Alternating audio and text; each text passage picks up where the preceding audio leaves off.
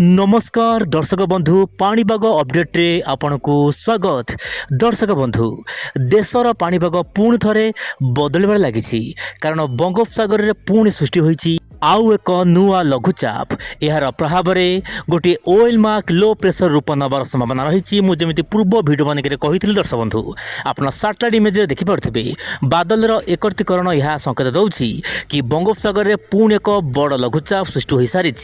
किंतु पाणीपागर कौन रही विभिन्न मॉडल मानकर कौन आकलन रही आसतु आज भिडियो संपूर्ण आलोचना करवा हेले ता पूर्व जानी रखा ओडिशार पाणीपाग खबर। दर्शक बंधु 17 तारिख राज्यर विभिन्न अंचल हाल्का मध्यम धरण वर्षा हेब जमीक दर्शक बंधु कोरापुट रायगड़ा गंजाम गजपति पुरी यार आखपाख अंचल विक्षिप्त वर्षा हेब किंतु मुझे चाहिए बड़ वर्षा हबार आशंका ना से दर्शक बंधु दिन तापमात्रा कौन परिवर्तन हबार आशंका ना किंतु रात तापमात्रा सामान्य भाव में अधिक रहिबो कारण जेहेतु बादल आसीबो उपकूल ओडिशा आड़कू से शीतर प्रकोपर सामान्य ह्रास घटवर समान रही जहाँ पाणीपाग तरफ सूचना मिली। तेज दर्शक बंधु जब देखा 18 तारिख में ओडिशा केतक अंचल मध्यम धरण वर्षा हेब आप देखूँ मालकानगिरी कोरापुट ता सहित रायगड़ा गंजाम गजपति नयागढ़ खोर्धा पुरी यही सब जिला मानक हल्का फुल्का वर्षा हेब जदि बादल सामान्य अधिक रोचे ताहले आपंकर खोर्धा आड़क हल्का फुल्का वर्षा रही पारे। तेज दर्शक बंधु डिसेम्बर मास बर्तमान धीरे धीरे आउ मात्र 15-16 दिन रहिला वर्तमान समय देशर विभिन्न भाग में बदलबार लगी पाणीपाग स्थिति। तेज ओडिशा आम देखिले नवेम्बर मास हल्का फुल्का वर्षा रहिला डिसेम्बर मास गोटे पर गोटे सप्ताह वर्षा रहुची। तेज वायुर चलन कौन रही आप मोबाइल स्क्रीन देखूँ प्रशांत महासागर दर्शक बंधु जेपर्यंत पश्चिम प्रशांत महासागर सक्रिय थी से पर्यंत दर्शक बंधु बंगोपसागर में गोटे पर गोटे लघुचापर आभास मिल किंतु आपड़ ध्यान दिंतु लघुचापर स्थिति केवल दक्षिण भारत में रहीं मुझे चाहिए बर्तमान जो पश्चिमा आपंकर जो प्रशांत महासागर जो वायु आसूची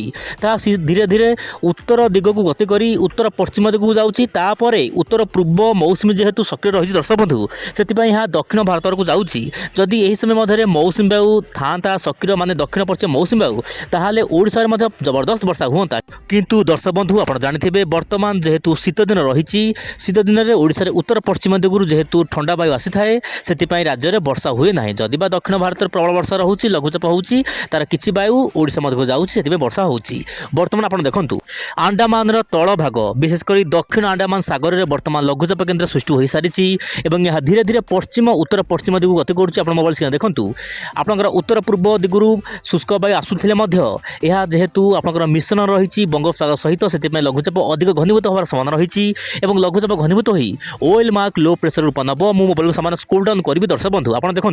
विंड ओडिया चैनल दर्शक बंधु आपको टेक्निक खबर दे थाए पाणीपाग संपर्कित खबर उपर कारण मु कौन दर्शक बंधु आपको फेक न्यूज देवाक चेष्टा करी जहाँ मॉडल पूर्वानुमान रही पाणीपागर माने भारतीय पाणीपागर पूर्वानुमान रही से अनुसार दर्शक बंधु मुझे अपडेट देवाक चेष्टा करुँच आप देखूँ यह धीरे धीरे उत्तर पश्चिम दिगक जाकि से तामिलनाडु आखपाख अंचल ही स्थलभाग छुईब स्थलभाग तो छुईब माने यार प्रभाव में प्रबल अति प्रबल वर्षा हेब तामिलनाडु ता सहित दक्षिण आंध्र प्रदेश श्रीलंकार केतक अंचल अति भीषण वर्षा हेब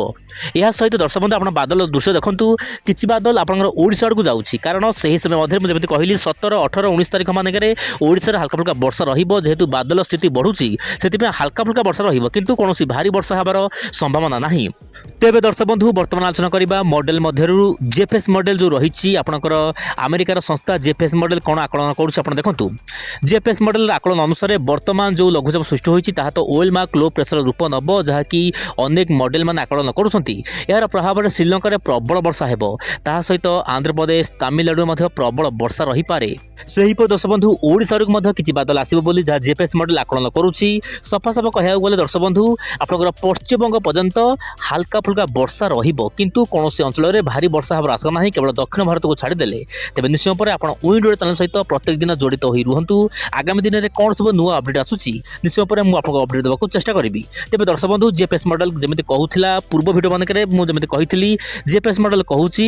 डिसेम्बर मास बा 2024 मासर यह शेष लघुचाप बोली जहाँ सूचना मिलूँ देखिबार कथा आगामी दिन में पाणीपाग स्थिति केमिति रहुची आप देखूँ ओडिशा जबरदस्त वर्षा हम ବୋଲି ଯାହା ଜେପିଏସ୍ ମଡେଲ କହୁଛି, କିନ୍ତୁ ଜେପିଏସ୍ ମଡେଲ କହିଲେ ହେବ ନାହିଁ। ଆମ ଭାରତୀୟ ପାଣିପାଗ ସୂଚନା ଦେଇଛି ହାଲକା ଫୁଲକା ବର୍ଷା ହେବ, କୌଣସି ଭାରି ବର୍ଷା ହେବାର ଆଶଙ୍କା ନାହିଁ। ତାପରେ ଦର୍ଶକ ବନ୍ଧୁ ବିଶେଷ କରି ଆପଣଙ୍କର ଡିସେମ୍ବର 20 ତାରିଖ ପରେ ଦେଶର ବିଭିନ୍ନ ଭାଗରେ ଶୁଷ୍କ ପାଗ ଆସିବ। ଉତ୍ତର ପଶ୍ଚିମ ଦିଗରୁ ଥଣ୍ଡା ବାୟୁ ଦକ୍ଷିଣ ଭାରତ ଉପରେ ମଧ୍ୟ ପ୍ରଭାବିତ ହେବ, ଯାହା ପାଇଁ କି ଦକ୍ଷିଣ ଭାରତରେ ମଧ୍ୟ ଶୀତଳ ପ୍ରକୋପ ସାମାନ୍ୟ ବୃଦ୍ଧି ଦେଖିବାକୁ ମିଳିପାରେ। ତେବେ ଦର୍ଶକ ବନ୍ଧୁ ଇଏ ଥିଲା ପାଣିପାଗ ଅପଡେଟ୍। ମୁଁ ଆପଣଙ୍କୁ ଯାହା କହିଲି, ମୁଁ ପୁଣି ଆସିବା ଆସନ୍ତା କାଲି ଆଉ ଏକ ନୂଆ ଅପଡେଟ୍କୁ ସାଥିରେ ଧରି ବିଦାୟ ଦିଅନ୍ତୁ। ନମସ୍କାର, ଜୟ ଜଗନ୍ନାଥ ଦର୍ଶକ ବନ୍ଧୁ।